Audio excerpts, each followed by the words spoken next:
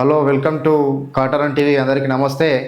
ఈరోజు మనం ప్రధానంగా కాటారంలో ఉన్న సమీపంలో ఉన్న చెరువుల గురించి మాట్లాడుకుందాం.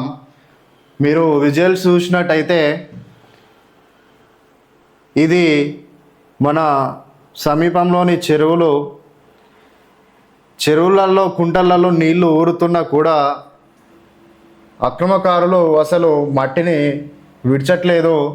ఇక్కడ మీరు చూసుకున్నట్టయితే ఇందులో మీకు వాటర్ కనిపిస్తున్నాయా? చూడండి ఒకసారి, నేను జూమ్ చేస్తున్నా. ఇది వాటరు, కుంటలలో వాటర్ ఉన్నప్పటికి కూడా మట్టి తవ్వకాలు అసలు ఆగట్లేదు. ఇది చాలా చాలా అంటే చాలా మనం అందరం చెరువులను పరిరక్షించుకోవాలి.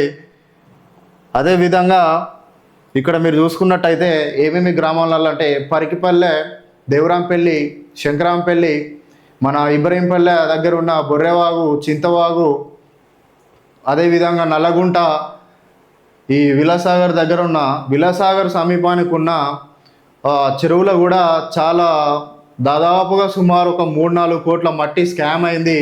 అదంతా ఫ్లడ్ ఏరియా, వరద ముప్పు ప్రాంతం. అది అక్కడ తవ్వకాలు చాలా ప్రమాదం.